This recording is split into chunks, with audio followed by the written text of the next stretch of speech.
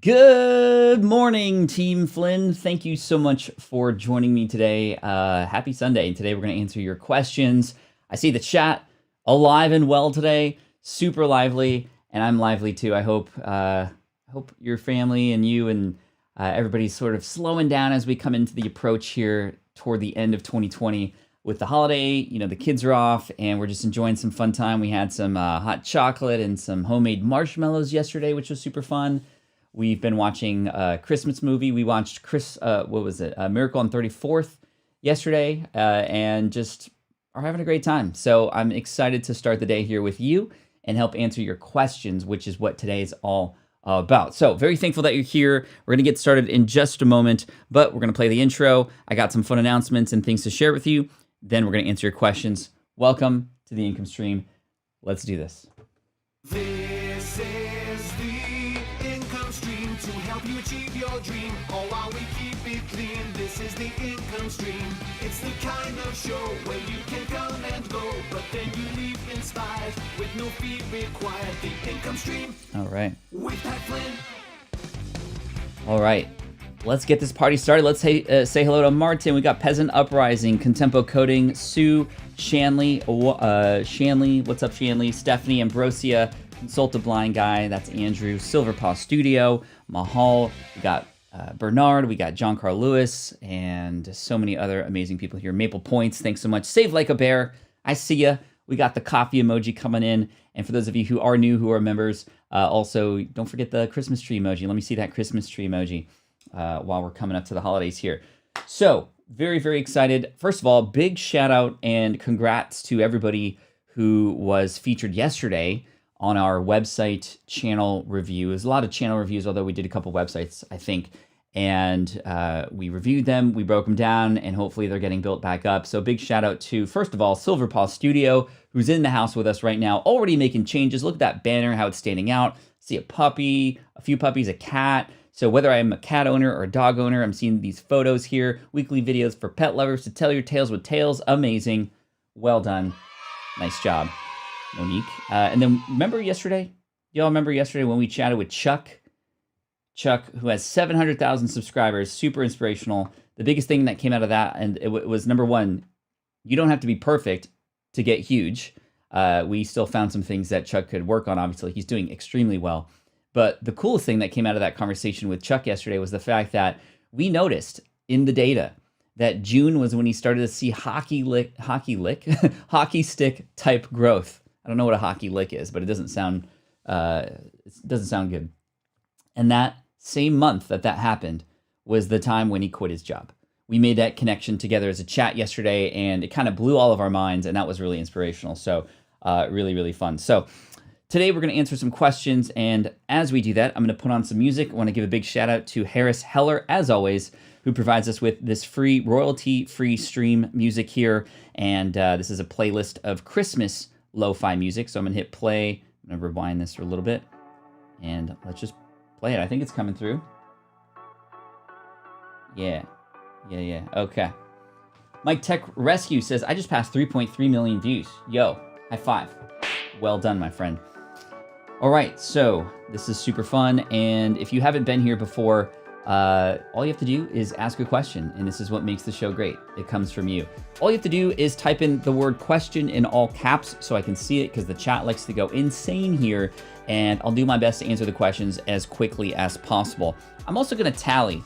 I haven't done this in a while. I'm going to tally the questions that come in, and we're going to go to there. All right? Cool. All right, we got some questions already. So Uncle Bill wants to know, did you watch color or black and white version? We watched the black and white version, which was great. Even my kids were involved. They were glued to the television. Whoever played Santa Claus was absolutely amazing. I loved them. I love that show, or that movie. That was really fun. Cool. Hey Pat, loving the live streams, says Proud Specs RS. What would you say is the most important thing to learn in order to make it online? There's a number of things, but in terms of the most important thing, I think the most important thing to know is that you cannot do this alone.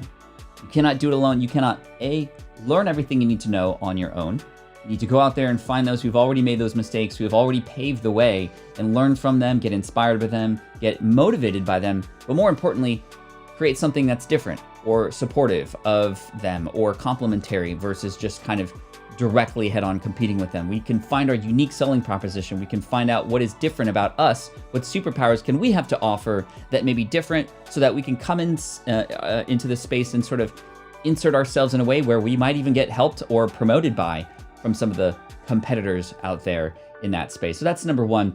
But in terms of relationships as well, it's finding out other people who you can help and serve, who might also be creators or not, developing a relationship with your audience. It's all about people. The moment I learned how important the people aspect of this was when everything started to change. It's when I started to seek out and offer help to others who might have needed it, those who are bigger players, people in my audience, and I started to notice that it always came back in one way, shape, or form. So always, always, always, it's about service to others first. And my pen, I noticed, was not working, but that's what I'll start with. And you said the most important thing, and I do believe that is the most important thing for sure. We got the Nurse Flipper. I know you have 2 levels of membership. Did you start with 2 levels, or did you add a second at some point? I have 1 level right now, $199. I'm not sure at what point to add another. So yes, I started with 2. Thank you for that question, by the way. The most important thing is to obviously differentiate between the 2. In many cases, I know a lot of streamers who don't, yet people are just wanting to support that creator that much more. You might give them access to different access levels to you or behind the scenes type stuff. And a lot of that stuff, for those of you who are members, whether you're at the $199 level or the $499 level, who are here as a part of the Quaranteam, you're going to see some big changes and a lot of fun things happening and coming your way in 2021. So stick around. Thank you so much for being a member. And even if you're not a member, you don't have to be a member. No fee required, as the song says. Just here and happy to serve you. But yes, Nurse Flipper, I think that there's nothing wrong about adding a second tier. And what's the worst that can happen? Just nobody gets it. But the best thing that can happen is it forces you to think about what other things you can include. Some of those people at the $199 level can upgrade to the $499 level. I know a Pokemon creator named PokeRev who has multiple levels, and you can get in on certain membership-only perks like openings that you can only get a code for when you are at a certain level, the adventurer level on his, which is a $699. And I know some people who have $49.99 a month, $99 a month type stuff. I'm not gonna get to that level here on YouTube, but it is something that is possible for sure. All right, question, what is the best way to make a clickable YouTube thumbnail? So there's obviously a lot that goes into a thumbnail, but I love this question because it is absolutely the most important thing, in my opinion, when it comes to success on YouTube. Yeah, the thumbnail, that one little moment, frame, picture that shows up before anybody clicks and reads, before anybody watches your videos. And it's the thing that stops people in their tracks when they are scrolling up and down their feed, right? So you can use any programs you might have access to, whether it's Canva. I even know some people who use literally Microsoft PowerPoint or Apple Keynote in order to create their slides. They just like build it there and then they take a screenshot of it or export it as an image and then use that as a thumbnail. The most important thing to realize is that the thumbnail needs to be something that gets people to want to click and learn more or follow through, right? If you're going to add words, don't add more than 3 words onto the thumbnail. People are connected to faces, and I think that also you might want to just continue to experiment. I think that when the colors pop, and of course, if the picture tells a story that you want to know the ending to, well, that's the best case scenario, something that induces sort of curiosity, if that makes sense. Shonda, do you know how Harris Heller can be imported into the videos I'm creating? I like to use it as a background music. He says it's fine to do, but cannot figure it out. So how to take the music. So you can do it in the sort of inefficient way, which would be to like record the screen using something like ScreenFlow or something like that, where you can record the video and audio, and then you just kind of remove the video and keep the audio when you're editing, and there you have it. But then you might get like background music, or excuse me, like any dings or notifications from your computer. All the computer noise would come in addition to that. The way to do it would be to use a tool that you can use to extract the video audio file and use that. And there's, if you look up download MP3 from YouTube, be careful when you go to these websites though, but you can actually insert the link to a YouTube video and then just download the audio from it and use that. But you got to be careful because, number one, a lot of these websites, because they're free to use, have a ton of advertisements and have a lot of like things that you can click on that look legit and then take you to some download that you don't want to download. So just be careful. And then the other aspect of this is be careful because this is other people's IP. And of course, with Harris Heller, his stuff is allowing you to download that. And so that's cool and chill. But in other cases, you don't just want to like rip off somebody's music and then use it in your own stuff, right? So hopefully that makes sense. Question from Mahal. This is question number 6. What would you say is the most significant difference in the life of a 9-to-5 employee and a full-time passive income generator? Time. It's just freedom of time. And when you have a family or when you have other things that you want to do, obviously the ability to go to Target on a Tuesday at 2 p.m. when there's nobody there except other stay-at-home moms, it's like you get the best parking spots and you have less people in line. Again, it's just that freedom of time, freedom of choice. When you are working 9 to 5, obviously you have to be at the 9 to 5 job. Depending on how flexible it is, maybe you might be able to leave, but that's kind of unusual. The other thing that's really interesting is the ability to sort of have control over your upside or your destiny, if you will, or density, as George McFly would say. And what I mean by that is, as an entrepreneur, as a person building passive income businesses, I can, with that extra time, create another passive income business. I can build more and create multiple and diverse income streams that could have a little bit more financial security, that could allow me for even more revenue to come in and even more time coming back my way versus 9 to 5. I mean, you're waiting once a year for that bonus and perhaps maybe a promotion. I'm really proud that Team Flynn had been able to offer our employees raises this year when I know a lot of people weren't able to even keep their jobs. And so again, having this online business and this is a much big thanks to you for supporting us, is this has allowed us to continue to add more value to our, or to serve our employees more that will then come back and serve you more. And so I'm very proud of the fact that we were able to do that this year, which was really cool. So yeah, appreciate that. I have a feeling he wants a picture of you. You can click to make a video thumbnail. YouTube, I found, makes them your thumb, says Bill. Ah, okay. Thank you, Bill, by the way, for becoming a student of A to Z webinars. I'm so excited to see what you do with that and learn more about that, which is really cool. But yeah, not feeling tied down to the 9 to 5, being my own boss and having recognition for that work that I do, having my own failures be my own fault, and then finally almost unlimited upside when it comes to what it is you can do. The hardest thing, however, is that a 9 to 5 job is great. In fact, that the 5 o'clock hour means you're done and you go home, you can unwind, and it's very, very, very hard to do that if you're an entrepreneur. You have to create those boundaries. In fact, I would still recommend keeping a 9 to 5 schedule. If you're a full-time entrepreneur, have some sort of ability to end your day, because if you don't do that, your work day is just going to continue through the rest of the day, and you're going to mix personal and business. You're going to be on your phone answering emails when you should be watching a movie with your family, and all this stuff starts to blend into each other, and that's not cool. Great question. Thank you, by the way. Margaret, how do you deal with regret from missed opportunities? I like trying to guess what would Pat do, but asking you for reinforcement. Learn about what you could do the next time to be on the front end of that opportunity, if that makes sense. It can be very difficult to see an opportunity pass by and go, oh, I wish I could have done that, or I should have done that, or I wish I was smarter. And it's like, okay, well, I can't go back into time, but I do know that there's going to be more business opportunities and other opportunities in the future. I think it was Richard Branson. I always say Russell Brunson. Richard Branson, the other RB, Virgin Airlines, etc., that guy. He said that businesses are like buses. Business opportunities are like buses. As soon as one leaves, there's another one that's coming your way. So it's just a matter of being at that bus stop and looking out and opening up your eyes and ears for those opportunities. So what could have you done? What could you have done before to be on the front end of that opportunity? How can you put yourself in a position to be on the other side of it next time? That's all we can do. And when you learn from a failure or a mistake, it's not actually a failure. Whenever something happens, you either get the result that you wanted or the lesson that you needed. And in this case, the lesson is, okay, well, what can I do next time to be on the front end of this, if that makes sense, right?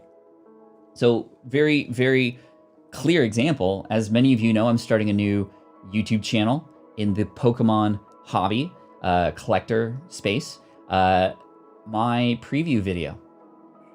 Let me turn the music down for this. My trailer on Deep Pocket Monster, that's long for Pokemon, Pocket Monster, Pokemon. Deep Pocket Monster. If you want to subscribe to there, you can. The trailer video is coming in a couple hours. We have it done. It's complete. I'm so happy with it. And it's going to debut probably around noon today in about 3 hours. So I'm really excited to share that with you. Anyway, to your question, this idea of missed opportunities in the collector space, there's always moments where you're like, oh, that card, I should have got it. Like everything in the Pokemon space, the prices have rose like dramatically in the last 5 months, right? So it's like, oh, if only I had been on the front end of that and invested my money into cards now, they'd be worth, 10x in just 5 months, which is crazy. Oh no, but we knew this was coming. In fact, when I did the research a little bit more, we found that there was a wave coming. It just so happened that there were some things that happened in the creator space that help make this curve just even shoot up more to the moon. And so many people knew this was coming. It was just a matter of when. But all I can do now is pay closer attention to what's happening in the space, pay attention to some of the signals that were happening before, pay attention to when maybe the market's going to dip again so I can get in and then come back. So again, learning from history to know what to do now, right? So super stoked on that. Deep Pocket Monster. Yes, Mike's Tech Review. Sounds kinky. We're not going to go there. This is a family-friendly channel, my friend. Okay, Joel says, what's one big, hairy, audacious goal? I have a lot of them for sure. My main one in life is to have the rest of my biography be about how I've been an important agent of change and how the education system has changed here in the US. A lot of the things I'm doing are stepping stones to getting me in front of more audiences, more general audiences, writing books that are going to impact more people, and then ultimately get to the point where I can be a force within the space of education and changing the way education works here in the US. That's a tall order, obviously, and it's not going to be able to be done by myself. It's going to take years, but I'm on my way, and a lot of this building of a reputation, audience, experimenting with different spaces is how I am not just learning, but getting access to more people who also can be an influence in that space too. And it's already happening slowly but surely. We'll see what happens, but I think we can all feel that there's going to be a change, and I think that with COVID and the pandemic, this change is maybe going to kind of spur ahead a lot further. But, sometimes it's a slow ride, right? And sometimes, you question whether or not you can do that. You kind of go, oh, well, I'm just going to be an nincompoop and give up. But you got to keep going, especially if you really believe in something. And when you get other people, other players, other agents to kind of come along with you, it is great because you can hold each other accountable, you can inspire each other, and that's kind of what's happening too. Are you focused in terms of education? What are you focused on in terms of education right now? Basically, the main goals are to teach kids entrepreneurship in schools. That would be, if I could just snap my fingers, it would be reading, science, math, entrepreneurship. Whether a kid becomes an entrepreneur or not, the ability for a kid to learn the skills that it takes to become an entrepreneur, to be creative, to share your ideas, to learn from failures and mistakes, to collaborate in groups with other people, to best present your ideas and share that with others who can understand your point of view. These are skills that can benefit a kid or a person, an adult even, in all aspects of life, whether in the family, in the workforce, or as an entrepreneur. And that's kind of where I want to head. And also teaching finance and budgeting and things like that at a young age is so important. It just, to me, is kind of unreal how that's not even a thing right now. So yeah. And then I have, more short-term audacious goals. For example, next year I hope to double the channel size here and get to 500,000 subs here. I'm hoping to get to 100,000 on the Pokemon channel by the end of next year. And it's just, yeah, those are some goals. I have many, many more, but let's keep going here. Question from Market Slice. Should I have an episode 0 to introduce my listeners to my podcast? So introduction episodes, trailers, as they're often known, are becoming more and more popular. And I think it is actually something that can benefit a person who is coming across your channel and wants to just get a little taste of what's to come. And if you can craft this podcast bonus/trailer in a way that is, in fact, episode 0, I think that could go a very long way. I would have it be under 2 to 3 minutes. I would have it be very, very to the point in terms of who it is that you're serving, why are you qualified to talk about this, and also just previews of things to come that people want to go, wow, okay, this sounds amazing. I need to click subscribe and then go deeper into the archive. I wouldn't have that without anything else, though. Too many people I find in the podcasting space are so wanting to just rush to get out there that they have their trailer and that's it. And that is sort of a waste because it is a lot of friction to get to the podcasting page to then subscribe. But that's like going to a concert, hearing your favorite band who you've been waiting for say, hey guys, thanks for coming in, I appreciate you. You're gonna have to wait till next week to get your first song.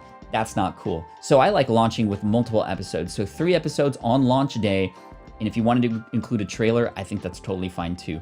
But fine tune it to the point where you know that when people listen to that, if they match up with your target audience, it's a no-brainer, right? And that's, I think, what could benefit you. Cool. Good question. Let's see.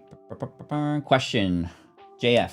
What's the best way to determine if an affiliate niche is in demand and profitable? For example, do you use Google Trends? I mean, Google Trends can help, obviously, if the trend is going down, it is a red flag, but it doesn't mean it won't work for you. If you have an audience who needs help or a solution to something, and you have an idea of what that solution might be, or you've had experience with another product, this is affiliate marketing, recommending other people and other companies' products, and then you get a commission, a little bit of a payback from the company. Everybody wins when you do it right. Now, how do we determine if it's going to work?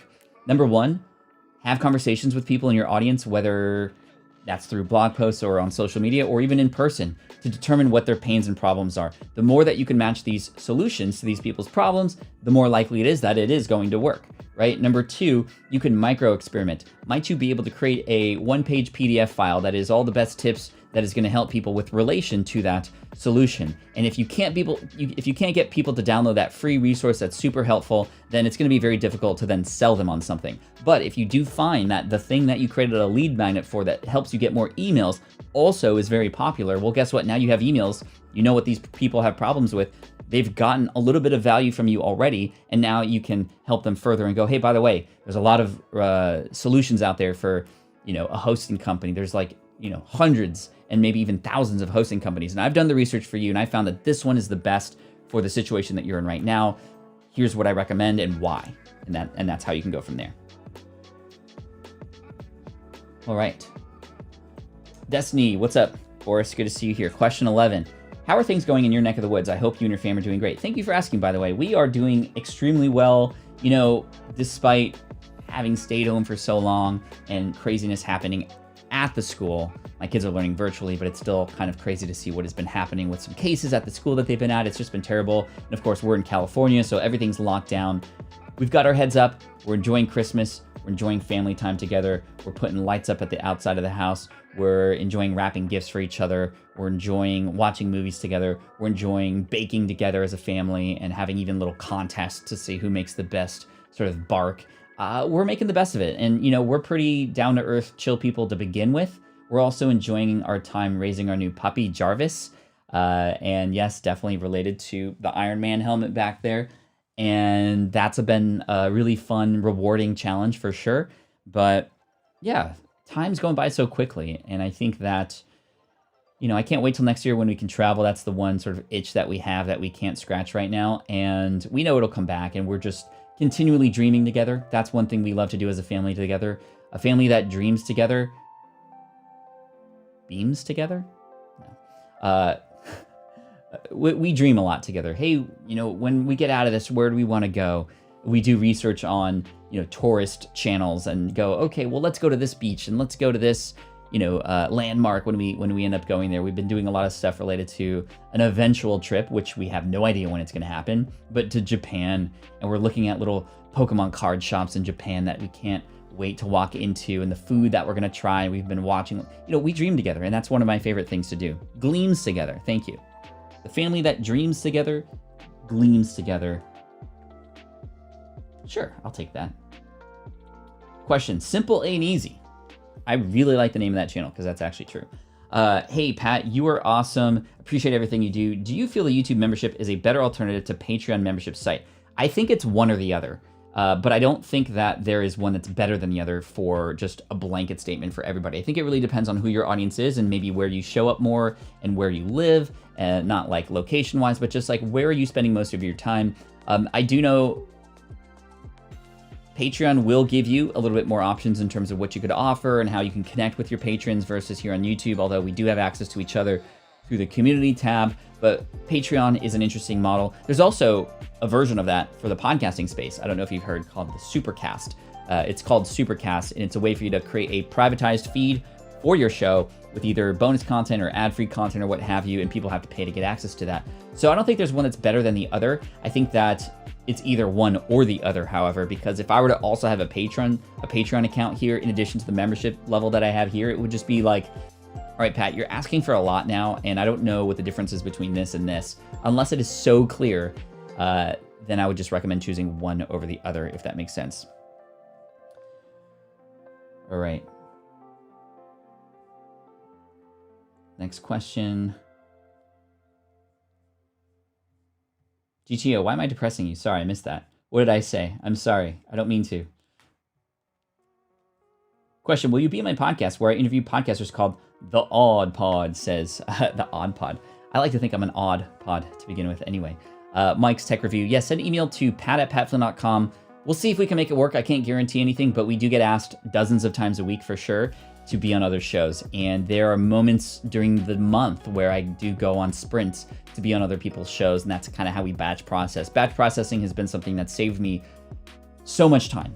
And I even use it for things like this. All right, me and Jess get together. We go, okay, this Tuesday, we're going to put a 4-hour block of time, and we're just going to fit as many of these in as possible. We're just going to go down the list or pick and choose from the ones that seem interesting. So, Mike, if you wanted to send an email, pat@patflynn.com.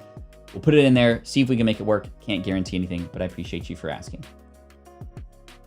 Cool. Scrolling down.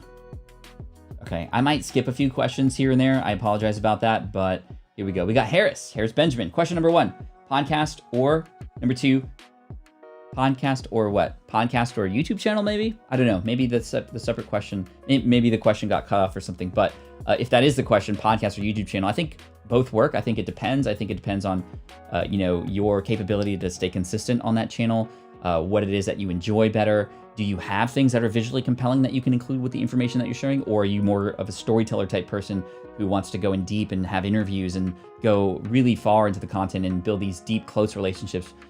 On YouTube, you have the benefit of the algorithm and having your videos potentially be found via search. YouTube or podcasting, not quite there yet, but with a podcast, you can command a person's attention for 30 minutes, 45 minutes to an hour, where on YouTube, if you get a person watching for more than 5 minutes, you're doing a great job. So hopefully that answers your first question, Harris. Your second question, main audience are beginners wanting to build strength and mental health through fitness. Also want to document my new biz and help trainers improve. Combine or separate? Okay, so maybe this is the second part to a question that relates to podcast or video. And in terms of your audience, I don't think it depends. I don't think it matters who the audience is. I think what matters is, how might you best utilize both platforms and use their superpowers. In my opinion, if you want to do both podcasting and YouTube, the best scenario is to film the interview so that you have the video and then the audio. If it's not an interview, just film the solo episode, right? But I wouldn't publish the full episode on YouTube. That's a lot of long form content with a lot of different topics involved. And yes, that is possible for people to succeed with, but it's far less impactful and far less reach than if you were to actually take chunks of that episode. Maybe the 5-minute chunk in the middle where you talk about something very, very specific that is searchable, that can be put in its own video. And now this one podcast episode can create 12, 20, 30 different pieces of content for you that you can then put out there into the YouTube sphere and have YouTube search and their algorithms and everything find new people to bring in to then listen to your podcast in full. That's not to say that's not going to work. I mean, Rob from Tesla Daily, who's going to be on the podcast, my podcast, at the first of the year, he's crushing it. He has an audio podcast first that he brings onto YouTube, and he has a lot of visuals, B-roll, other things. He does spend a lot of time editing. But again, there's no wrong answer. I think experimentation is key to see what works for you. But in my opinion, I find that having little clips that can be pushed onto YouTube that are very searchable, that are just complete packages on their own, that then tease the larger episode, can help grow both channels quite well. Oh, Harris's question is to have one podcast or two. Thank you. Well, maybe I answered somebody else's question. Oh, one podcast or, oh, okay. I thought question 1 podcast or question number 2. Ha, my bad. Okay, so always start with one podcast. One podcast, one podcast, one podcast. If you have a second thing you want to talk about, experiment with it on the first podcast eventually to test it, to micro test it before you then decide, okay, am I going to make this a different segment in my first podcast, a second episode of the week? That way I keep all the same subscribers there. Or do I branch this out into a second podcast? I've done both. So I apologize about that, but thank you. Cool. Paul in the house, thank you for providing value to the chat here. I appreciate you. Let's see. Berto Man 2. Let's see, that was another question. This is question, I think, 13. How much money does it take to start with affiliate marketing before running with this business full time? I mean, if you find a product that can help people and you have an audience, and maybe you build your podcast on Anchor, which is free, or a free web hosting platform of some kind, I mean, you could literally not have to spend a dime. I would invest, however, if you're going to be creating a podcast, in a podcast host. I would invest in a host for your website, of course, so that it's a little bit more authoritative, something like even Bluehost to start out with on the lower end. We do have a course called, I was about to say Bring Your Own Beer, but it's not. It's BYOB, but it's Build Your Own Brand. smartpassiveincome.com/BYOB, and that'll take you to a free course to help you launch your website and think about and consider your brand and how it all fits together. But how much money does it take? I mean, how much money does it take to make a true recommendation to a friend or somebody who's following you because you have a certain expertise? It doesn't take any money, right? I think that there was once back in the day a form of affiliate marketing where you can only win when you pay. And that is a sort of arbitrage style of affiliate marketing where you find a product with a good commission, you pay for ads to send people through that link on Google, Facebook, Instagram, Twitter, etc., LinkedIn, and then hopefully people buy and then you make a commission. I don't like that because you don't get a connection to who is actually clicking on that link, and you can't further serve them down the road versus building an audience, finding people who have a problem, offering a solution that's not yours, and everybody wins, right? That's the kind of way that I love it, that I love to do it. All right, Peter says, affiliate marketing, if you had to put a number on it, what percentage of your audience will end up buying your advice but won't use your link? It depends on the setup, right? And it depends on how you share this link. It depends on how much they want to support you, how much of a relationship that you've built with them. I guarantee that, for example, when I share an affiliate link with people on a blog post or in a podcast episode, most people will go out of their way to make sure they go through that link. I've even had people email me because of the relationship I built, and this, again, does not happen overnight. But if you offer value and you've helped others, they're going to want to help you.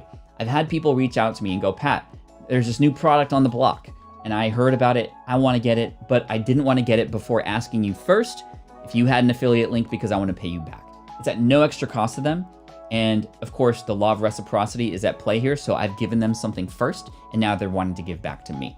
And I think in most cases, if you are very honest and upfront about the fact that you are getting paid commission as a result, but you've also set them up by providing a ton of information and you've showcased why this product can help them, in most cases, especially if you make it convenient, people are going to go through that link and want to help you out, right? What's up, Ryan? Good to see you, my friend. Appreciate you. All right.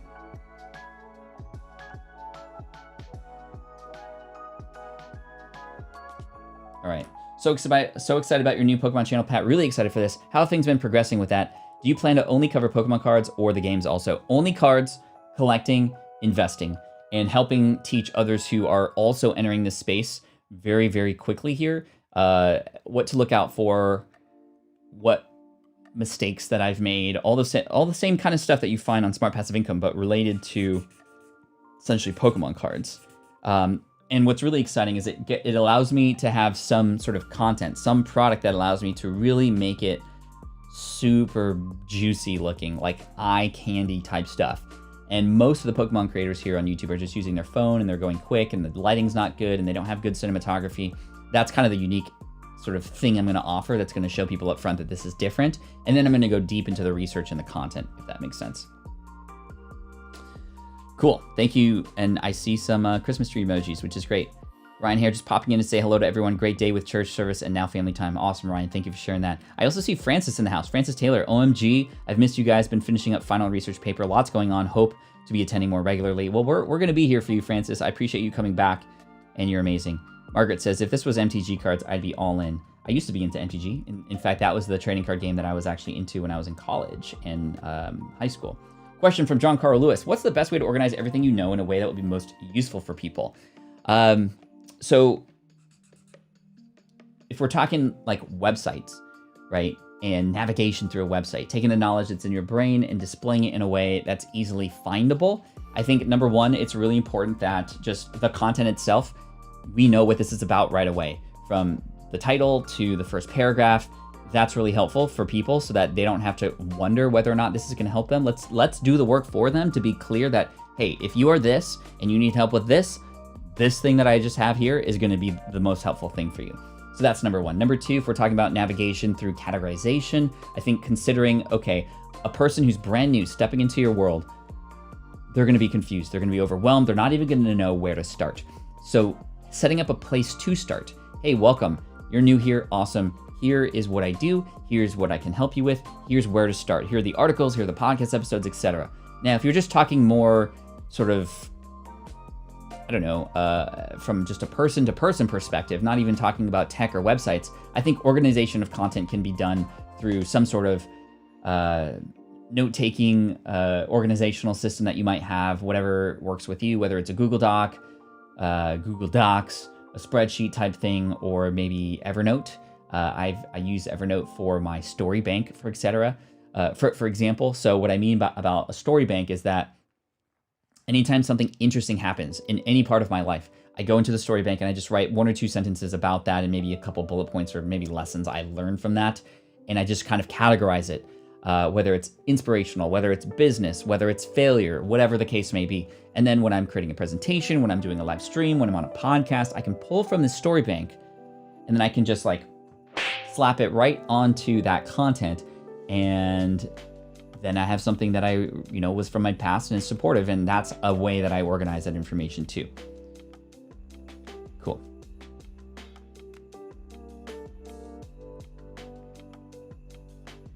Question from Peter. Question number 17. I suffer from depression and anxiety and struggle with consistency. Any ideas to get around it? When I'm feeling good, I get a lot done, but other days still struggle to get going.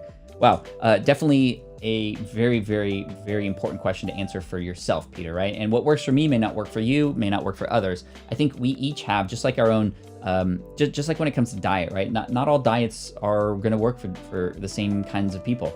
I think that we need to really try to experiment and see what works for us.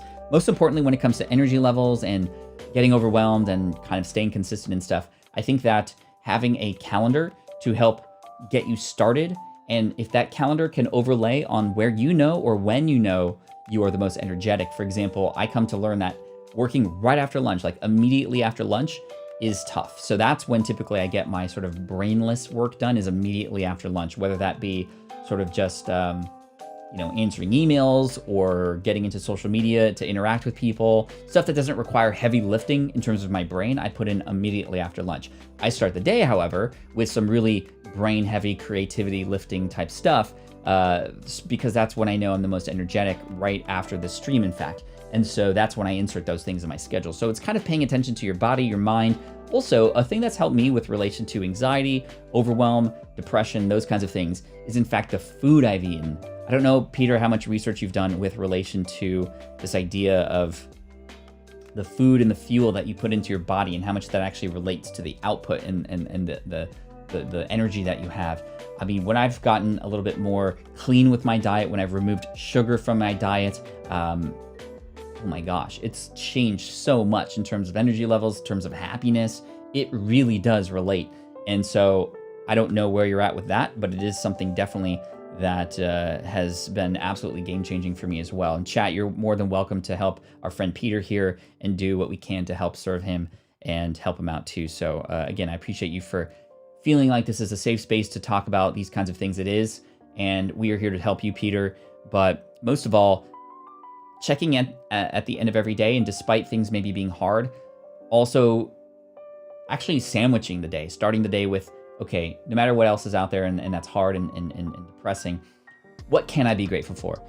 Even the small things, from the fact that I have internet access, or the idea that, I'm here at home with my family. If I start the day with those positive things, I'm more likely to have confirmation bias throughout the day to support and actually keep that positivity throughout the day. And then I close the day with thinking about the great things that have happened as well.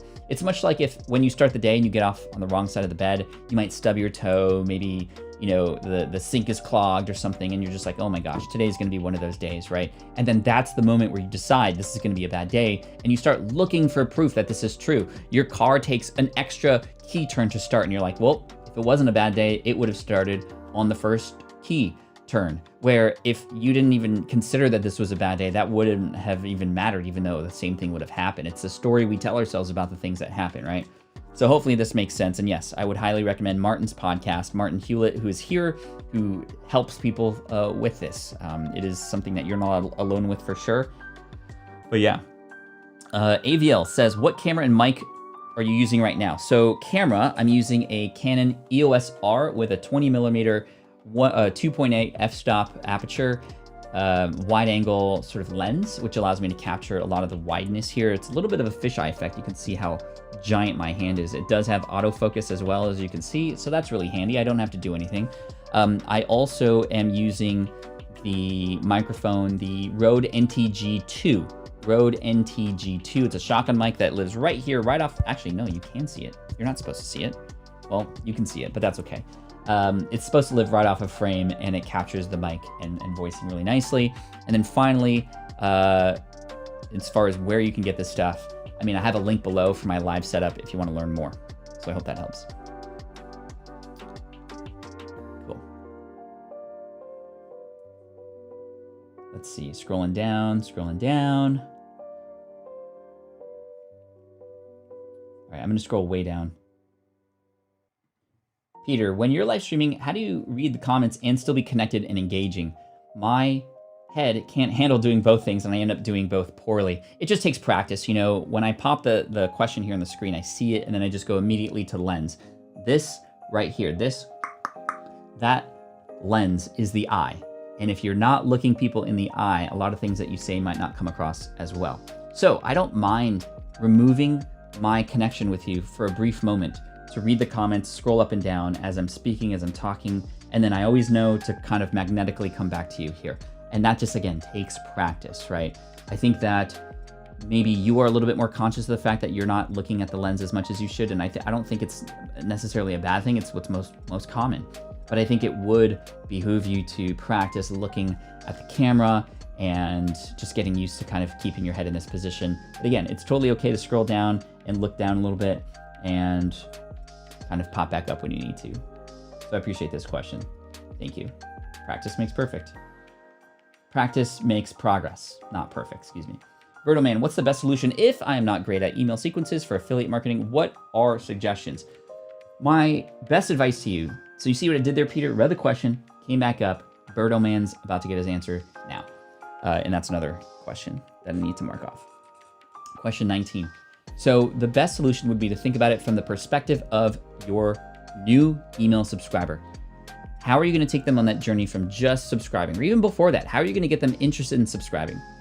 And then consider from their perspective, from their seat, from their shoes, how many emails and what might they need to hear from you in order to be open to this idea of receiving an email that might pitch something, right? So number one, they would need to know that you know exactly what they're talking about or what they're going through, right? So an email initially upfront that uses the same language that then can describe the same objections they might have and also gets them excited about working with you to learn XYZ to get ABC.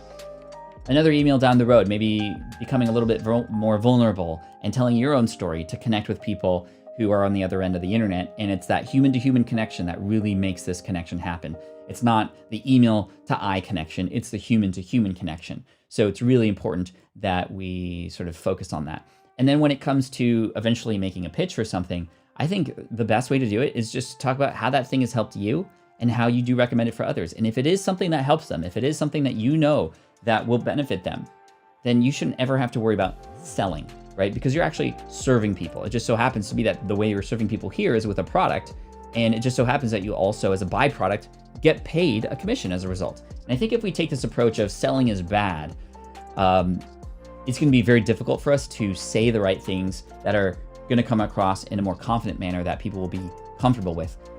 If any of you haven't attended my previous webinar earlier this week about webinars, I sold on that webinar, but I told people up front, and I was very, very confident in my pitch. And as a result, we've been doing very well with our launch. And people have been coming in and saying thank you. And you can serve and sell at the same time, if that makes sense. 20 questions, done. All right, let's keep it going here. I love Sundays. Sundays are fun because A, I don't have to do as much preparation and I can wake up a little bit later. And then what happens is I just come in, start the day with all this energy, and then I get to sort of channel this energy that you give me to my family after, and I love that. And so thank you so much for that. I appreciate you. All right, scrolling down more, missing a few questions, but you're welcome to re-ask the same questions in case I can't get to it. And again, I can't possibly answer every question. I apologize about that. But let's keep going here.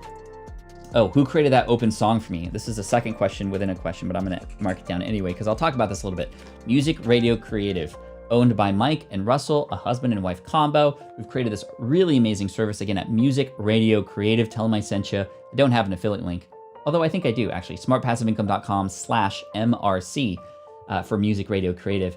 And to get that custom song, that is obviously going to be a little bit more expensive. But what I did was I wrote lyrics, I hummed the tune, and they took that and I told them I want it in a little bit more of a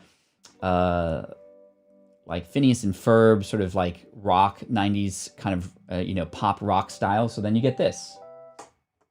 This is the income stream to help you achieve. And it wasn't right the first time. In fact, when they brought it back to me, it sounded more like a carnival song versus sort of a rock song. And they took it with that iteration, and then boom, it came back. It was awesome. So I love that. Music Radio Creative. Afternoon, Pat. Love gratitude list. Thank you, Christina. Glad you're here. Thank you. All right. Vendant is asking a question. Let me see. Thank you, Peasant, for saying that. How do I start affiliate marketing via email marketing? I think before we start affiliate marketing, let's start email marketing. And when it comes to email marketing, how are we going to show up in places where people can want to learn more? That's really the trick to email marketing. How can we get people excited to learn more from us and subscribe to our email list? We might need to give them something in exchange, and that's where email marketing starts. And then within the email marketing process, the cool thing about that is it gives you a direct connection to your audience, and it allows you to go strong like a Charizard and just go right in and go, hey, what might you need help with? And get those answers back. And if you can connect the product that you find to the problems that people are having, then things can go from there, right? That's kind of how it works. Thank you for the super chat. The sticker, Bill, in fact, the lovely I love you sticker. I love you too, Bill. Thank you, Uncle Bill. Here it is, right there. Love it. Thank you. All right, let's keep going. What song is that from? Oh, that's South Park. What the heck? Where did that come from? All right. Boris says, I'm looking to upgrade my podcasting setup. What is the mixing board that you recommend for podcasting? I recall there was one you mentioned a while back. Let me grab it.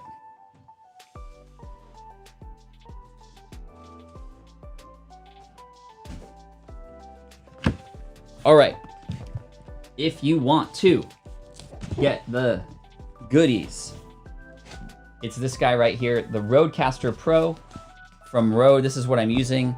These are the buttons I press for things like that, and I've set those up myself. Of course, they do come with some built-in ones, but I don't like them.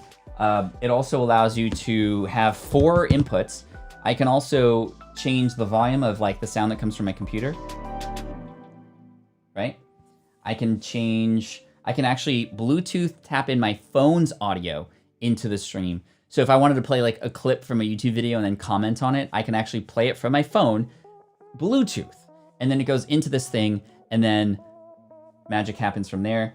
And you can kind of see it over here. The lighting's not good on this camera right now. I apologize. But that here it is right here. You can even press this button to record.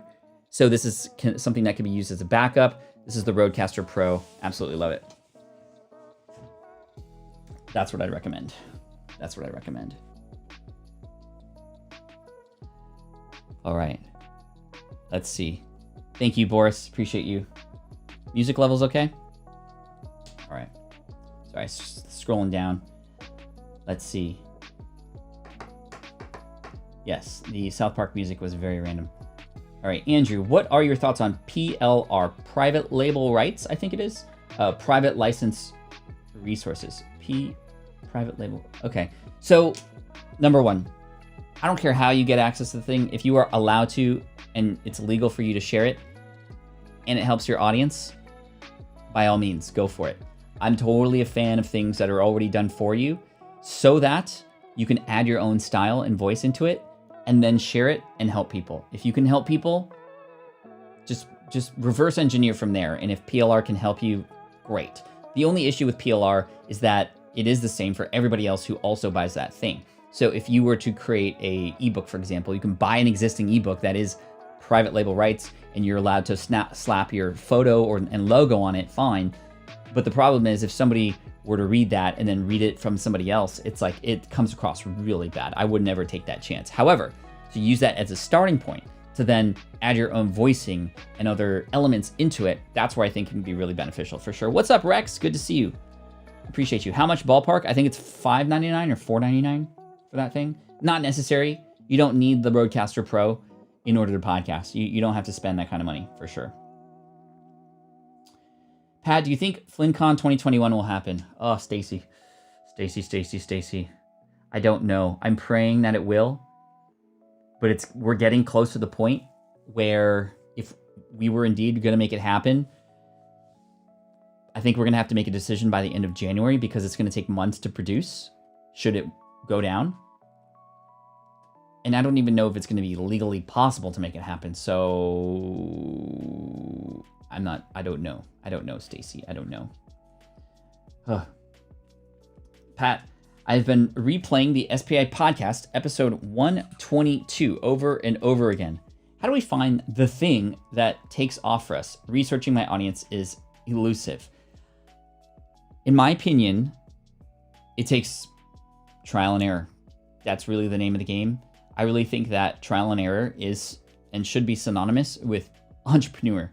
You know, a person who goes through trial and error to find solutions that best serve audiences in order to build a business, make money, and potentially serve others continually after that, right? Whatever the definition is. Bill says, oh, well, let me finish this question. FlynnCon with holograms, right? So,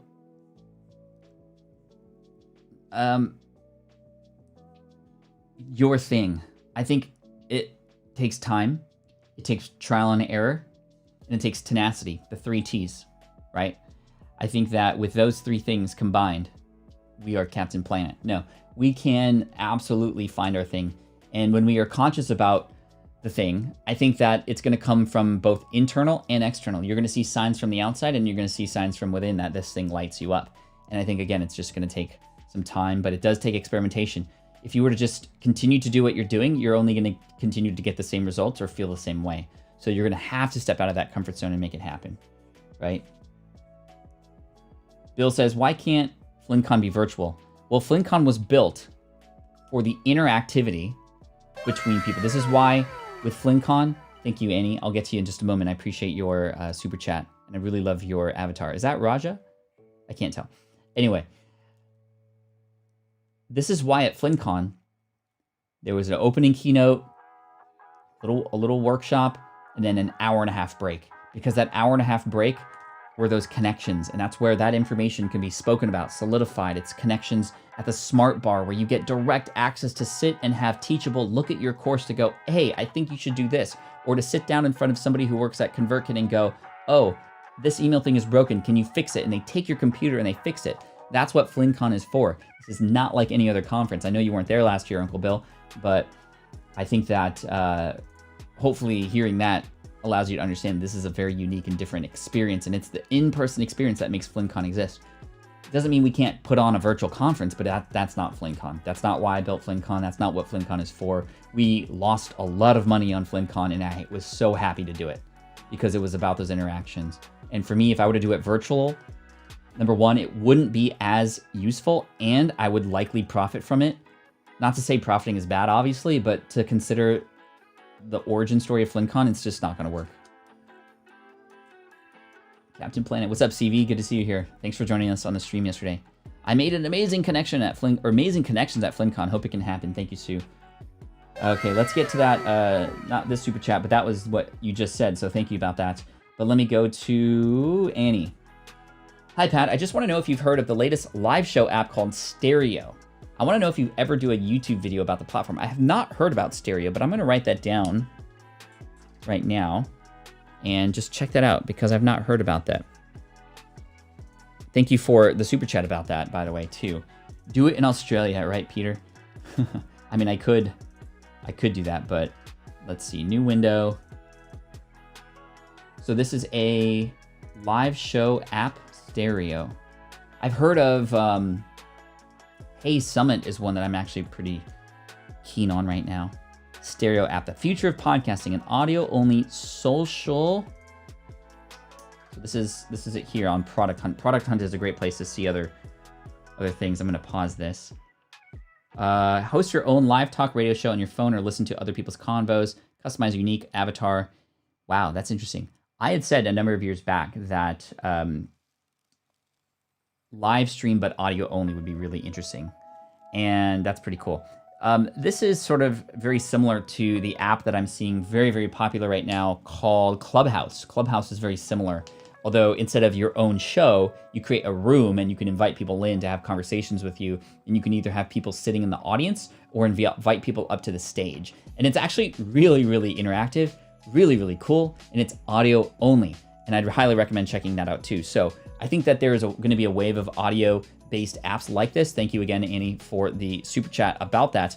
But check out Clubhouse as well, and you can follow me on there. I have an account, and I have been participating in a few rooms here and there. Rob says Stereo sounds like Clubhouse. Yeah.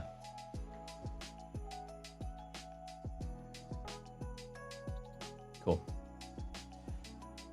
All right, we got 3 minutes left. How in the world?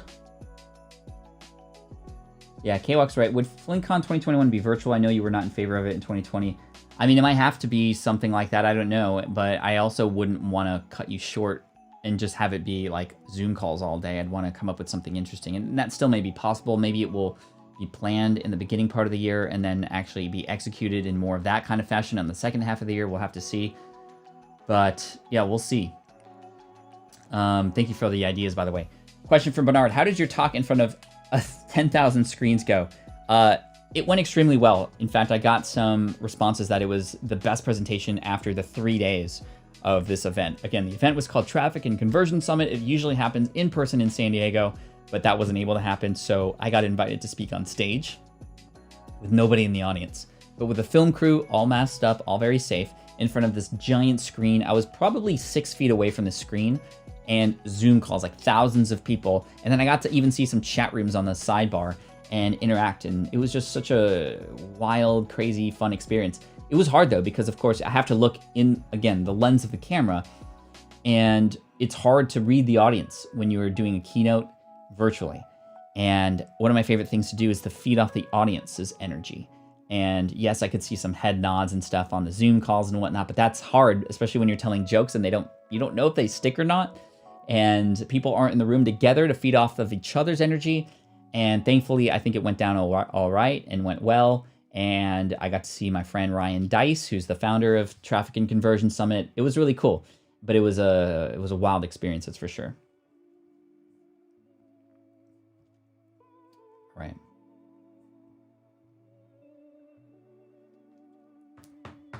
All right, okay, we are done, yo. That is crazy.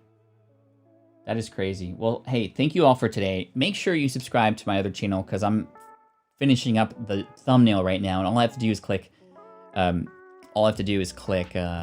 go.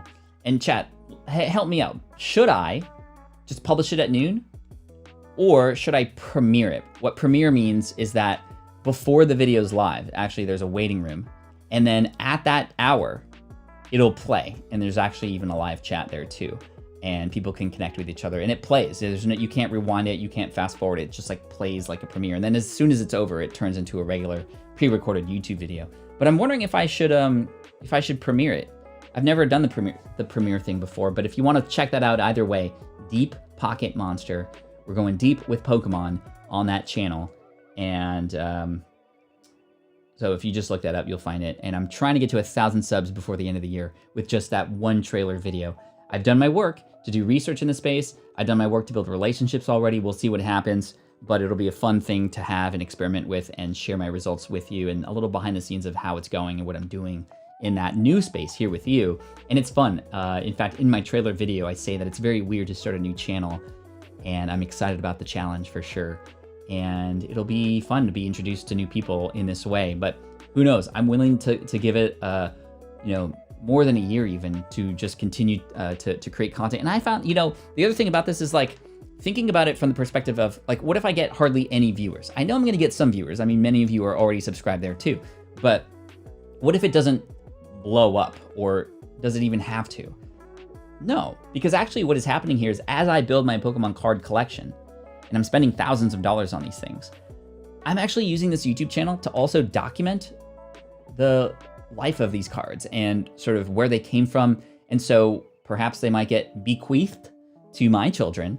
They will actually have some sort of record, or whoever I trade them to will have some sort of record of the story behind that card, where it came from, how much was invested in it, etc. And I think that that in and of itself is worth doing it for, especially if I'm going to be, doing that. So yeah. So Drone says, premiere with just a short delay. So how do I do that? Hate when stuff pops up in my YouTube feed and it's premiering in 2 days. Oh, okay. So it'll premiere at like noon today, if that makes sense. But does that mean, are you going to tell us to like? I'm looking to check it out, but I'm not really into cards. I'm more of a Pogo girl. Cool. Will it fly? We'll see. We'll see.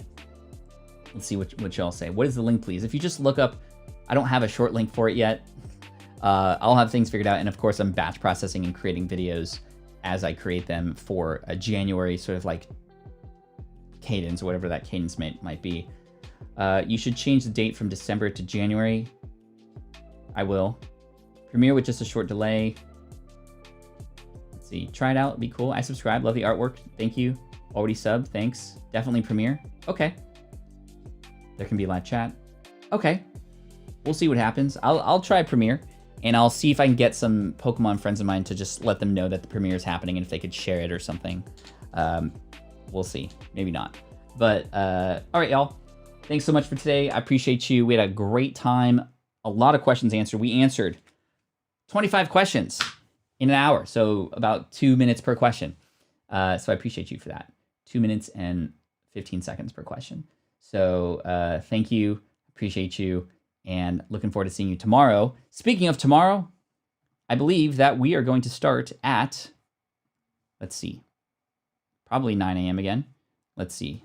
What's up, Explanatory? Great to see you here. Yes, indeed. We're going to start at 9 a.m. Pacific. 9 a.m. Pacific. So same time as today.